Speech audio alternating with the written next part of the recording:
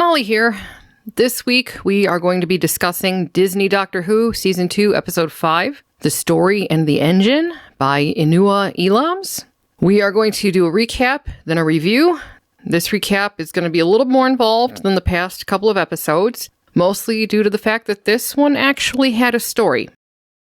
The story opens with an older gentleman in a barbershop in Nigeria. He is getting his hair cut, and he tells us a story about meeting the Disney Doctor when he was a small boy and a forest fire was burning around his village. The Disney Doctor showed up, put out the fire, and planted seeds to regrow the forest. At the end of the story, the old man and three younger men, who are waiting for their turn in the barber's chair, look at two lights that are on the back wall, one red, one green. The men all sigh in relief as the red light goes out and the green light turns on. The men are all waiting for the Disney Doctor to arrive. Back in the TARDIS, Belinda is demanding to go home again, even though the Disney Doctor clearly has the Vindicator slung over his shoulder. The Disney Doctor tells Belinda they can boost the Vindicator if they go to Lagos, Nigeria, because Lagos has the largest communications technology market in Africa, and it's near Omo's palace, the Disney Doctor's favorite barber shop. Belinda says barbershop, but the TARDIS does your hair. The Disney Doctor confirms that the TARDIS does do his hair, and says it's hard to explain, and goes outside to 2019 Nigeria to get the Vindicator reading. The Disney Doctor comes back inside and states he's not human. He's an evolved life form, and his body changes a lot. It's the first time he's had this black body, and in some parts of the earth he is now treated differently. But in this barbershop in Africa, he is accepted. He's able to forget. They laugh, they tell stories, they treat him like one of their own. And Belinda says her Nan used to take her to India whenever she could for the same reason, and tells the Disney Doctor that those feelings are the most human thing ever. And Belinda tells the Disney Doctor to go take as long as he needs. So the Disney Doctor heads to the barbershop. Along the way, he starts seeing warning signs that something isn't right, including missing posters for his friend Omo and several other men. The Disney Doctor gets to the barber shop and walks inside. As the door slams behind him, alarms go off in the TARDIS. The Disney Doctor then realizes the men from the missing posters are inside the barber shop, and Omo tells the Disney Doctor they are under new management. The new management guy tells us that no one is allowed to leave. The men start arguing about no one making appointments in Africa. An alarm sounds, the red light on the wall goes on, and the Disney Doctor is trying to figure out what's going on. The barber asks who's next, and the Disney Doctor notices the hair rapidly growing back on one of the men. One of the men gets into the barber chair and begins telling a story about Yo-Yo Ma. At the end of the story, the light on the wall returns to green. The Disney Doctor wants to know what the stories are feeding, and is told that the barber and Abby control it, just before Abby walks through the door with food for everyone to eat. The Disney Doctor recognizes Abby, but can't place her. Apparently Abby and the barber both used to work for Abby's father, but he was mean, so they left. And now Abby and the barber are keeping the men there, and they're traveling. Omo tells the Disney Doctor how one day the barber showed up and offered to give him a haircut. And as soon as the clippers touched Omo, a sort of current ran through the whole shop, and like magic, like witchcraft, it seemed to transfer itself, its soul, to the new barber. Omo was then trapped in the barber shop, and no one who came in could get back out. The only ones who can leave are Abby and the barber. The red light and the alarm go on again, and now it's the Disney Doctor's turn in the chair. He tells a story about a Belinda, which is when we see Mrs. Flood walking through one of these scenes. For some reason, the Disney Doctor's story is so powerful, it fills the batteries. The barber tells Omo he was right. The Disney Doctor's stories alone can superpower the engine, and Omo tells the barber he can let the rest of them go.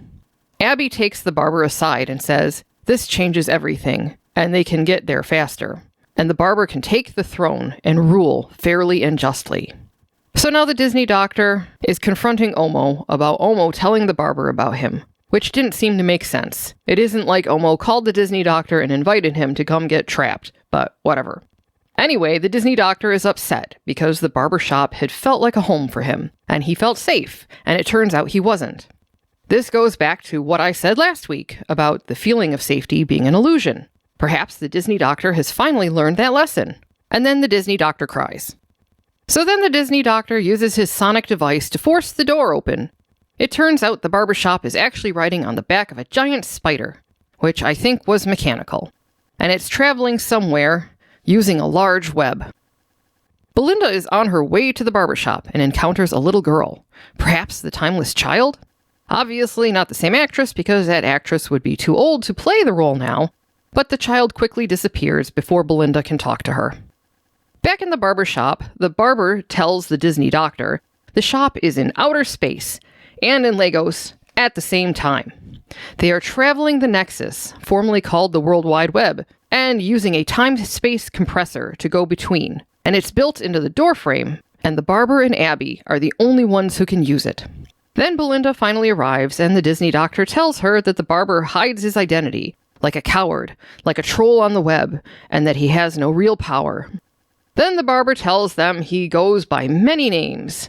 Anansi, Saga, yada yada yada, gives a list of a whole bunch of different gods. And all the while he's cutting off bunches of his own hair. He calls himself things like the Well of Words and Tall Tale itself.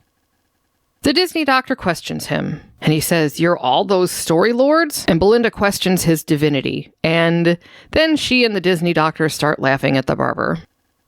The Disney doctor says the barber is lying because the Disney doctor met Dionysus and basically knows every one of the gods the barber just rattled off, and that Anansi purposely lost a bet to make the Disney doctor marry one of his daughters. The barber admits that he was the one behind them all. He was once human, and whenever they would tell stories, the storytelling gods would grow in power. The gods needed to strengthen their bonds with humanity. The barber told those stories, cleaned them up, and printed them in books, so the gods could be worshipped. That was his job, and they only exist now because of him. He also says he built the Nexus, too, out of a strand of the gods' blood and essence, and it connects cultures and ideas like a brain. He collected stories for centuries, and only wanted to be recognized, and the gods told him that he should know his place. He'd built the Nexus so well that it worked without him. So they threw him out of his life's work, and all he salvaged was his story engine, and now he's out for vengeance. The Disney doctor finally realizes that Abby is Anansi's daughter. She'd grown up terrified that someone would win her in a bet, and she'd heard about the Disney doctor traveling through time, and had faith the Disney doctor would help. But instead, the Disney doctor had left her. She's there because of the Disney doctor. The Disney doctor humiliated her. The Disney doctor says he's sorry he couldn't take Abby with him, and the camera pans and Dr. Joe is now there talking to Abby, telling Abby Dr. Joe was a fugitive back then, and Anansi was wrong to offer that bet. And frankly, Dr. Joe was busy in a different story that might be finished one day. Then the Disney doctor is back, and Belinda indignantly says to the Disney doctor, "You took that bet?" And the Disney doctor says he tried to lose. The Disney doctor finally asks where they're going, and Abby says they're going to the heart of the Nexus and installing the barber as storyteller supreme, a trustworthy and careful god. The Disney doctor basically says that's not true. He can taste the barber's vengeance. The real plan is to cut the gods out of memory, and severing the gods from the story web will destroy them. Abby was unaware of this. Apparently, killing Abby's father was the barber's gift to her. The Disney doctor points out that humans are tied to the gods, and destroying them would harm the very essence of humanity. Abby is clearly shaken by this revelation, and Belinda takes her aside and tells her that hurt people, and the difference between good and evil is what we do with that pain. The engine needs to be fed again, and Abby decides to tell a story herself. Abby proceeds to tell a story about slaves not being allowed to carry paper, so women would weave maps into braids on people's heads so they would know the way to freedom. She tells this story while braiding the Disney doctor's hair. The Disney doctor creates a distraction, and he and Belinda make it through the door at the back of the barber shop in order to find the story engine. They find themselves in a maze, and the Disney doctor uses the braid map on his head to find the way through. The barber is angry, and locks the door so Abby is now trapped too, and then goes after the Disney doctor and Belinda. The Disney doctor and Belinda make it to the engine room, which reminded me of Tecteun's place just beyond the rim of the universe. The story engine opens up and is like a heart inside a brain.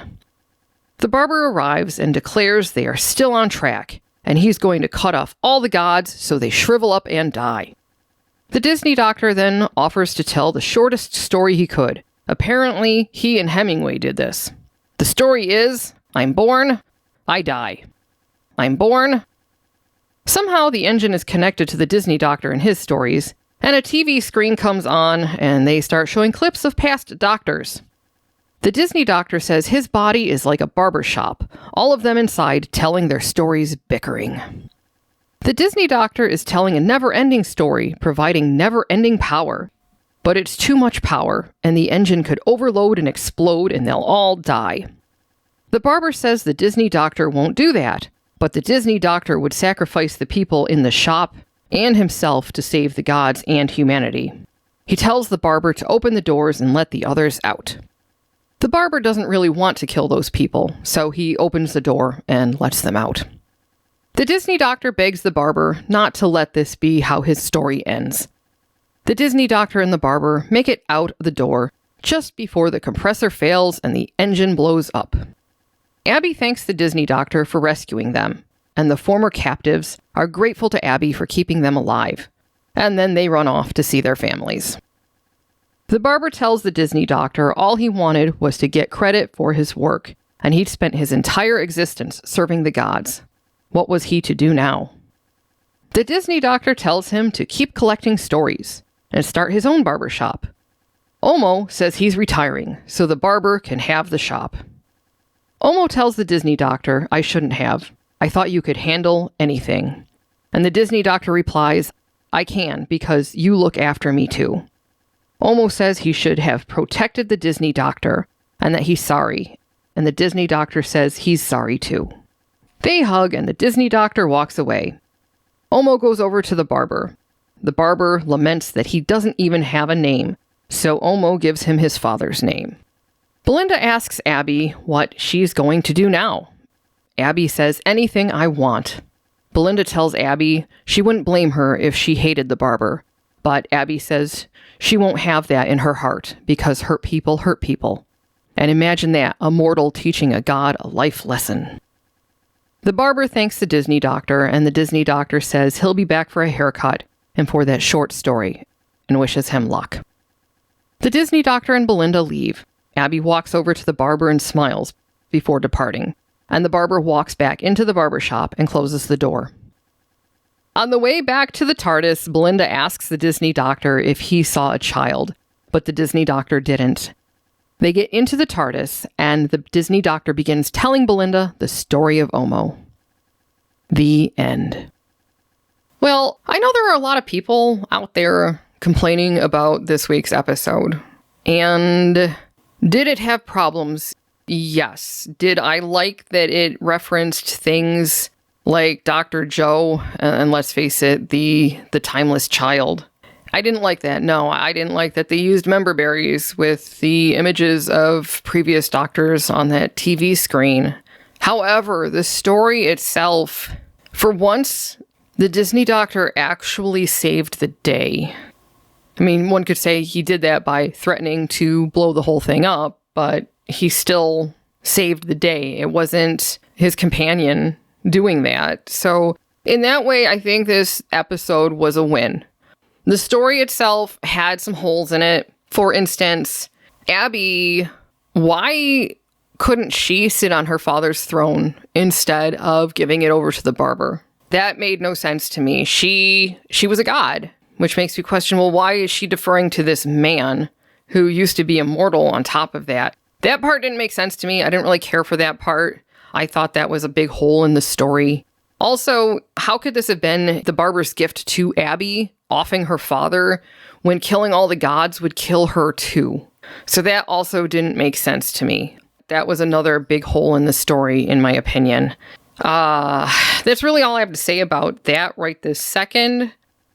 And without further ado, guess who I dragged back into this? So, now let's hear from the old man. Yeah, I'm back. Molly did a lot of talking to me about we got to see this through to the end, so I'm going to try. And this was a better installment. So this one I don't have any worries about after this video saying I don't know if I want to do this anymore. This episode was much better. It was a much better story. But we watched it 2 times. One time for our initial viewing, and the second time for Molly to take notes for the recap. And on second viewing, it was worse. There was a definite downgrade in quality on that second viewing because of the story. Molly and I were talking, and when you look at the general story of what was being proposed here, has anybody seen the 1999 movie Dogma? Because this sure seemed, generally speaking, that this was the same story as Dogma. The 2 fallen angels. Yeah, those angels had found a loophole. If they passed through the entrance of this church that was being, I don't remember if it was being reconsecrated or what, but anyway, the point is, if they went through the entrance to the church, they would get back into heaven. What Bartleby didn't tell Loki was that when they did that, when they passed through that arch and got back into heaven, it would unmake all of creation. And when Loki found out about this, he wasn't happy. But Bartleby didn't care because he just wanted it all to be over. And that was very similar to what we got in this episode. The barber was willing to sacrifice all those gods, damage humanity, possibly end humanity, I'm not sure, but also kill Abby in order to get what he wanted. And that was just like what Bartleby was up to. He didn't care. He just wanted what he wanted. And it was an extremely similar story. I would argue that Dogma is more up my alley because this version really felt like it belonged in the Sarah Jane Adventures. It felt more like it was parables for children, if that makes sense, as opposed to, an adult version of this story. That's not necessarily a bad thing because in the United States, this is on Disney Plus now, so I think children are their target audience. However, it still feels like it's more juvenile than what we got with the original revival back in 2005. That felt like it was more like middle school, high school could be watching it. This felt more like it was aimed toward elementary school kids, like older elementary school. Yeah, so obviously you could still enjoy this, even as an adult, realizing that basically what you're watching is a kid's story. But you're not going to get much more nuance than that, because kids' stories are usually very upfront and lack a lot of depth, because that's what their maturity level can handle. So that's what I thought of this story. It wasn't really offensive. There were a few times in there that I was like, really? So there were a few what I would consider to be poison pills, but if you see them coming, you can expect it. It's not really that big of a deal because they're going to do it. You know what I mean? When you see it coming, it's not as big of a deal. It's not like a sucker punch to the gut. But overall, I would say this is probably one of the better Disney era episodes. Yeah. The Disney Doctor was at the center of the whole story. And that's the first time I think ever in the Ncuti run where he was the center of the entire story. In fact, he was the one that solved the problem at the end, saved the day. So in that sense, this has to be probably the best Ncuti Gatwa episode because he was at the center of it the whole time and he saved the day at the end. That's what a Doctor Who story at the very minimum should have, and this delivered. Now going back to one of those poison pills, I would argue opened up a plot hole that bothered me a little bit. But then I thought maybe the Doctor was learning from something here, but I'm not sure he did. So at the beginning of the episode, the Doctor was saying something like, when he regenerated into this new form with the darker skin, that there are some people on Earth that don't treat him very well, and he said this is the first time he's had this type of situation. But then in the same episode, they were presenting a story that happened earlier where Dr. Joe was the doctor in question. And if this is one of his hidden regenerations, she's got the same color skin as he does, or at least darker than what he's normally had. So I didn't understand what he was talking about. Maybe you could have gotten away with that a little bit if Dr. Joe wouldn't have appeared in this episode, but because she appeared, that statement made no sense. And also in those clips when they were showing previous doctors, there was a clip from the Jodie Whittaker era, and she's saying that she helps everyone. And this was really not that long after Dr. Joe had told Abby that she had better things to do than to save her. That was the gist of what Dr. Joe said to her. You know, she already had a story going on, so she didn't have time to to save Abby. So that, I thought, was pretty bad taste. Kind of rubbing salt in the wound in the same episode. In the same episode. It's like, where's your continuity person? Didn't anybody see this and say, whoa, this doesn't align with this. This doesn't align with this. I mean, those were two things just right there, the easy ones, to say, well, this isn't, you shouldn't do this in the same episode. You probably shouldn't do it at all. But in the same episode, that's really sloppy. And the messaging itself, going back to the Dr. Joe previous iteration with the darker skin as well, if Belinda would have just said that, and she did, about her nan taking her to India for the same reasoning, to feel safe without people giving her funny looks. And I know I keep going back to this episode from Russell Davies' first era, but the episode, The End of the World, in the first season of the revival, when Rose was taken on that space station, and she was making observations like, he's blue, and the doctor would be like, yeah, and then Rose was just basically taught, yeah, people are different out here. You just accept it and move on. Yeah, she just said, okay. I don't understand. That was 20-ish years ago. 20 years ago.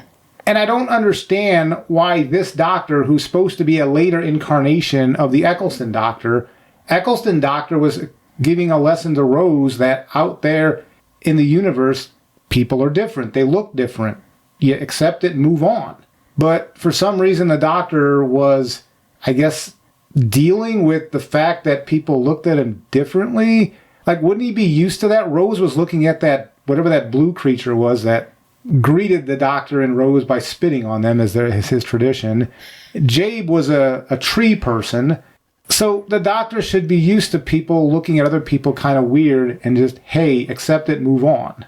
Well, and let's face it, Rose felt more comfortable talking to the blue plumber before those creatures ate her, unfortunately. But she was more comfortable talking to the blue plumber, and I think that's because she and the blue plumber, being a shop girl herself, I think she felt more at ease with someone who appeared to be of her same social standing. Even though she was blue. Yeah, even though she was blue. Well, because when you think about it, okay, so she had that interaction with the bitchy trampoline, the alleged last human. And Rose had nothing in common with Cassandra, except for they were both human, with white skin, by the way, because the bitchy trampoline was obviously white skin. But when you think about it, Rose's boyfriend, Mickey, he was black.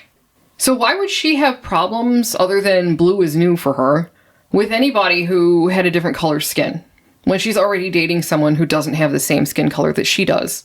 Well, I mean, she hadn't seen anybody who was blue before. Well, that's my point, you know. But once she was introduced that blue was a thing, Rose just, like the doctor wanted her to, accept it and move on, and she did. Yeah, just something new. Okay, fine, cool. And yeah, she struck up the conversation with the blue plumber. And again, it seemed to matter more to Rose what their social status was than what color their skin was. And that was the lesson back in 2005. And now, why? It seems to me that they were more progressive about this kind of stuff back in 2005. Well, that's where this stuff rubs me the wrong way, because this isn't just Disney Doctor Who that does this.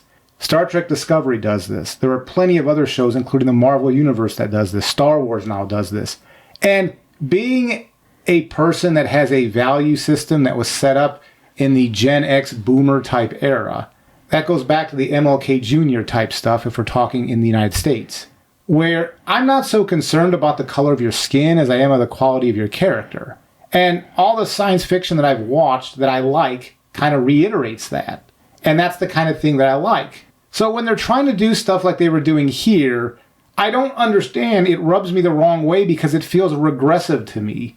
It feels like they're trying to self-segregate themselves instead of trying to see each other as a group of people trying to move forward, to progress forward.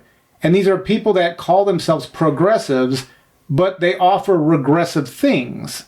as an old man, that just rubs me the wrong way. I think that's the biggest cultural shock that I get, because what they are offering for this messaging, maybe not so much in this episode, but just in general, it rubs me the wrong way as being offensive and regressive. It's going back to segregation days because you're choosing to self-segregate when you do that. And the doctor himself, he should be beyond all this stuff. That's why back when we had the Meep episode, the 60th anniversary, and they were trying to give him a lecture on pronouns. If anybody in that room would be the expert on different cultures and civilizations that look at different things like pronouns, it would have been the doctor in that room, not Rose, a 16-year-old child or teenager. It would have been the doctor, the 800, 1,000, 1,200, I don't know what his age is now because it kind of is all over the map. But it would have been that character that would have done that. And I think that's what I have a problem with, is when they're trying to give these morality lessons, they're using the wrong character to do that. The doctor should be beyond this. If it was Belinda that was the one having these views and the doctor was trying to educate her, yeah, you should try to move beyond that. The universe is a giant place. And if you always just judge people by their skin color and think people are looking at you because of your skin color, you're never going to actually move on with yourself. You're going to be filled with all this sort of anger all the time, which is kind of what the barber was doing. I mean, not for different reasons, but the lesson being you can't just live with all that anger inside of you and expect things not to go badly. Where they say hurt people hurt people. So that one line bothered me a little bit at the beginning, but Belinda saying that didn't bother me. She was an earthling and that would be her take on things. But the doctor should know better. The doctor should know you people are arguing over skin color, and in the universe, it's a much, much larger place. You really should look at what the person you're talking to, what they have to offer you as far as ideas and values, not what they look like. And that's what the doctor should have responded to Belinda with. And like I said a few minutes ago, it wasn't even true that this was the first time he was in this form with that skin color, because in this later part of the episode, Dr. Joe, they admitted that Dr. Joe was when the doctor met Abby. So it didn't make sense to me. And that's one of those poison pills that unfortunately tried to ruin a decent episode. Yeah, a continuity error as opposed to anything else. Like, that's one thing you shouldn't be getting wrong. Like, in the same episode? Really?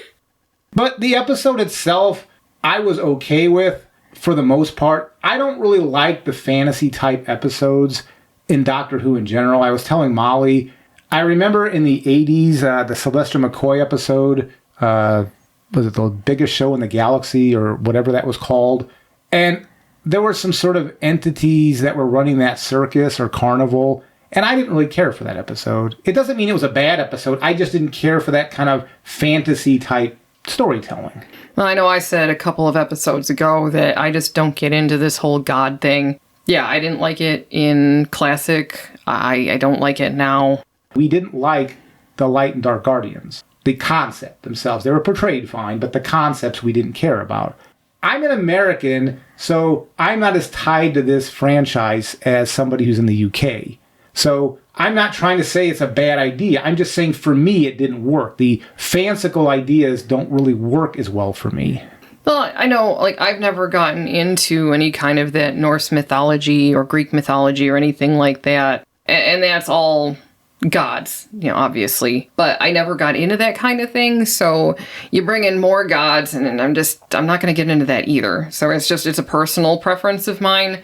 There was no way this was ever going to work for me just because I don't get into the whole mythology thing like that. Yeah, I'm sure there are other myths that I can't think of right this second that I do get into, but that's just, the gods just don't do it for me. And with them continuing to double down on this, like I said, I really thought at the end of the previous season when Sutek died that was going to be the end of it. And I am so disappointed that it wasn't, because I really, really didn't like that then, and I still don't like it now. But that's just you and me. Yeah. Like, if somebody gets into that, because I know a lot of people do like the Pyramids of Mars serial from Tom Baker's era, hey, go for it. It was well acted, well produced. There's nothing wrong with that. We're not crapping on that particular, saying that serial's garbage. We're just saying it didn't work for us. That God stuff doesn't work for us.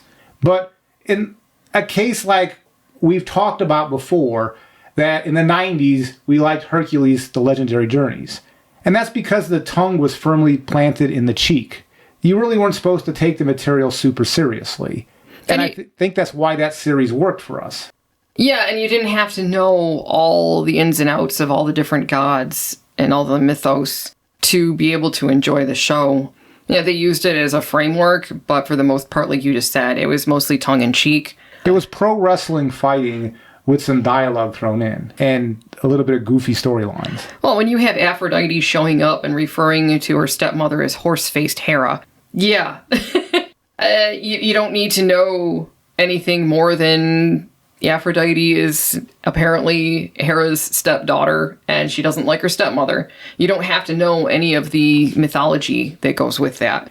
And that's not to say there weren't serious moments, because the whole series started out with Hercules' family being roasted to death by Hera. It was certainly grounded a lot more in the mythology at the beginning of the series, and it got away from it as the series progressed. But that type of mythos, I can go along with the gods, because my mind is in a different mindset. But when I'm watching science fiction, if it's an idea like in the original Star Trek series where Apollo was actually this advanced alien that looked to humans like a god, or like in Deep Space Nine where you had the prophets. The wormhole aliens. Yeah, but they were worshipped as gods. Yeah. See, that type of stuff, it's a matter of perspective, and I can go along with that. But when you just mention stuff like the gods, it's like you're not setting a relative perspective. You're setting an absolute. These are absolute gods in the universe, and that just rubs me the wrong way. But that's a personal preference. I'm not claiming the stories that are being told with these ideas aren't good. They just don't work for us. This was a decently told story that dealt with this. So I'm thinking that this story is something that you probably should watch if you've been starved for Doctor Who-like stories for a while. There's a lot here to take in and absorb and enjoy. Like I said, it reminded me like it felt like it should have been an episode of the Sarah Jane Adventures. Which we both enjoyed. We took it as a child's television series. Mm-hmm. So we put our child watching hat on as far as type of TV show, because Blake Halsey High is the same thing. We liked that series as well, but that was geared for children as well. Yeah. And that's okay. As long as you have the right perspective to watch the TV show. Hey, it's a child show. You watch that. It was a well put together show. Awesome. That's a great way to look at something. Yeah. And I just wish that they would stop putting the messaging in these episodes, because like I said about The Well, and this I enjoyed more than The Well, by the way, because The Well was almost a Doctor Who story. It had fragments of it. The Doctor stayed in charge the whole time. But I wish they would stop putting the messaging in there like this, because it ruins the attempt at putting together a story for me to suspend disbelief and just enjoy the story. Because I do think that there was an attempt here to make a good story. I don't know how well it landed sometimes, but I think they were actually trying to make a good story here. There seemed to be a good attempt. Well, again, if you tell a story without preaching at someone or lecturing them, then it goes much better, because people get defensive when you get in their face. Last week in Conrad, that was such a horrible thing that they did. And this was much lighter. The messaging they were doing in this was so much lighter-handed than what they did last week. Well, and the Doctor forgave the barber at the end. So, again, that was a very different ending from Conrad. Of course, this guy seemed to have some real remorse, unlike Conrad. But I don't want to go down the whole Conrad path again. Ugh. So if I want to drag this back to Dogma for a second here, because with Dogma, and then they brought Dr. Joe into this, and then that child that Belinda saw in the alley or street or wherever she was. And if we go back to the Dogma idea, I was talking to Molly after we watched the episode. If you remember the Bethany character, and there's spoilers a little bit for Dogma here, but we kind of ruined the ending of Dogma anyway, so it's probably not... I'm not ruining anything else. But Bethany was supposed to be a descendant of Jesus. And there was something special about her. That's why she was being asked to intervene in this situation. Because this had a feeling of Dogma, this episode, and they had Dr. Joe in this, it started making us wonder a few things, like that child Belinda saw in the street. Is that the timeless child? perhaps, is that even like the daughter of Abby or one of these other gods that are just roaming around there? And this one is way speculation, so don't assume we know what we're talking about here. This is just having fun speculation. But is Mrs. Flood Tecteun? Is that really all this is about? Is basically stating that the doctor is one of these gods? Well, and again, what is this? Just their way of really reinforcing the timeless child.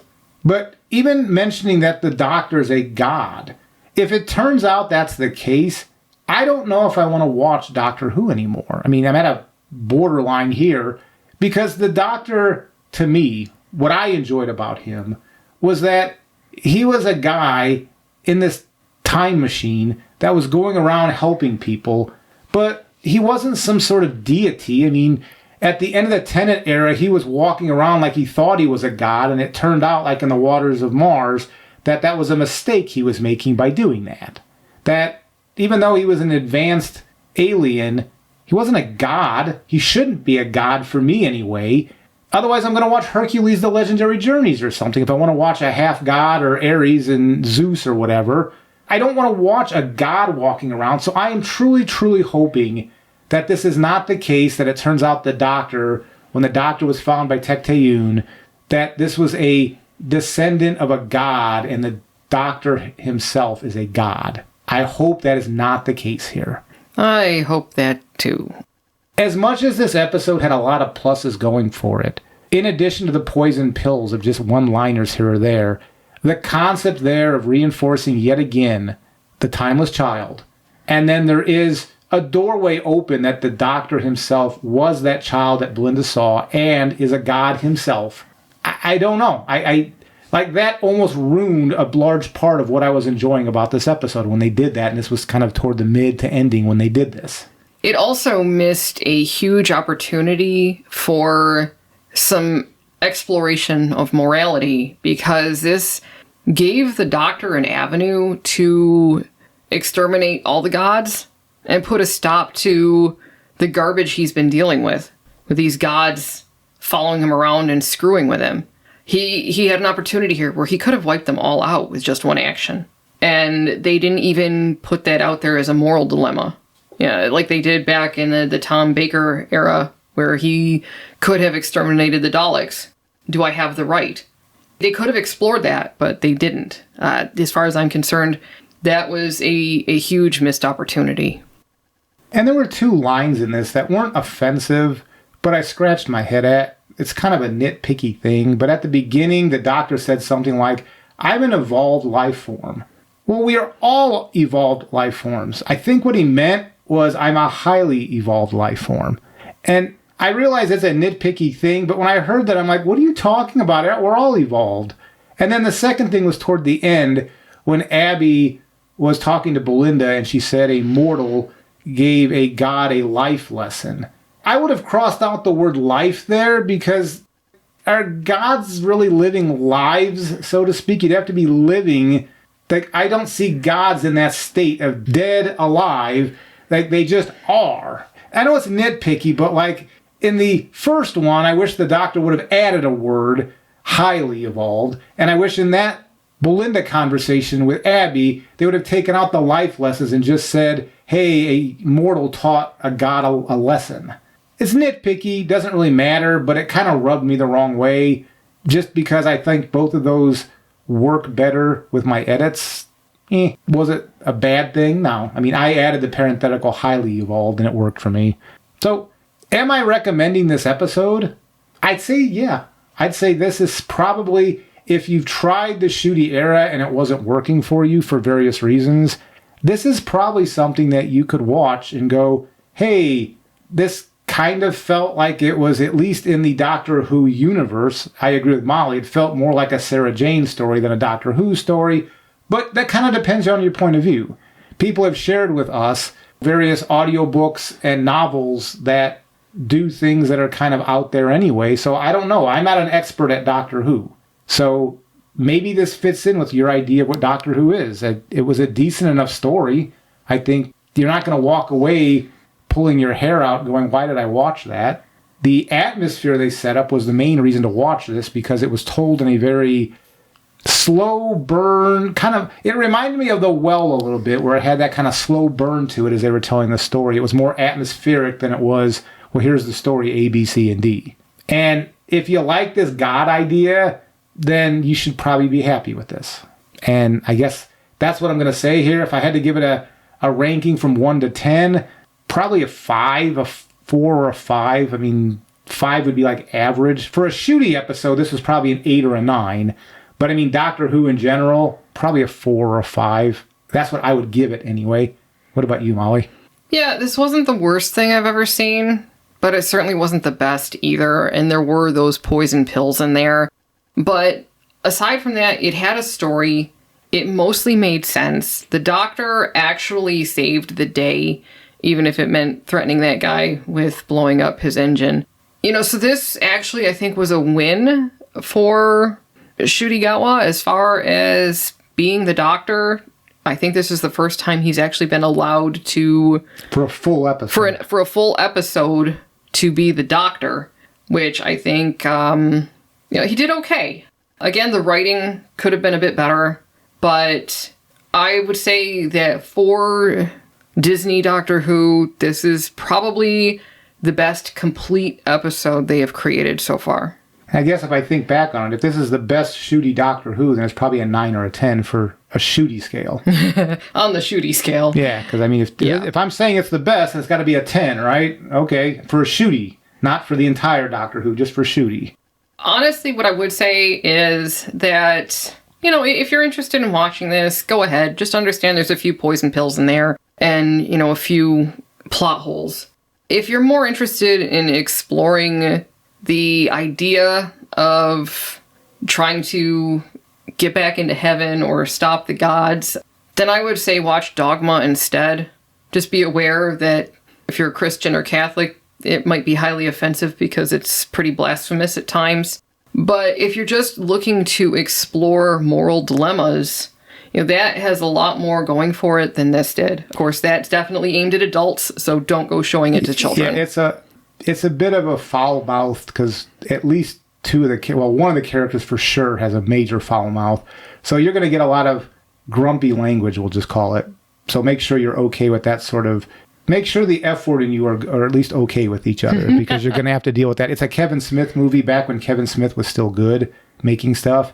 But there's a lot of good in Dogma if you can get by. There's a tongue-in-cheek there, but it's telling an interesting moral dilemma story. And I think it's supposed to be back in theaters in the United States, like at the end of May or beginning of June or something like that. So, if you're interested in seeing it in the theater, look it up and see when it's going to be in your area. In fact, some areas Kevin Smith is actually going to go introduce it. Not that I think he's been all that stable lately that you'd want to go see him say much, especially after that He-Man thing.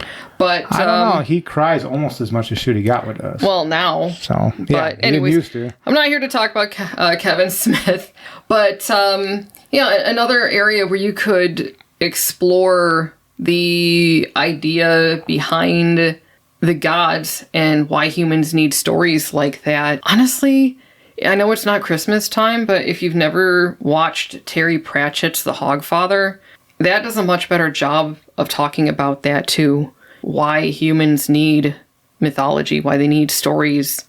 I think that was explored very well in that 2-part series, which was based on a book, obviously, but we're just talking the movie right now. So there are plenty of other ways that you could explore that same concept that I think that they did it better. Yeah, so, you know what, if you want to watch this, fine. Just know that there's probably going to be a few things in there that annoy you. But overall, this is probably the best that Ncuti Gatwa's era has to offer as far as a complete episode. Yep. If you're going to watch Ncuti, watch this one. If you just want to give it a shot. If you just want to know what he's like as the Doctor, yeah, watch this one.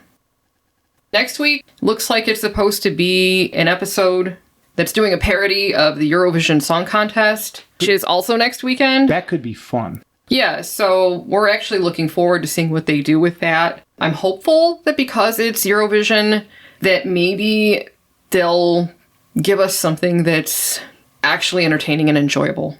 So we'll just have to wait and see. So until next week. Take care.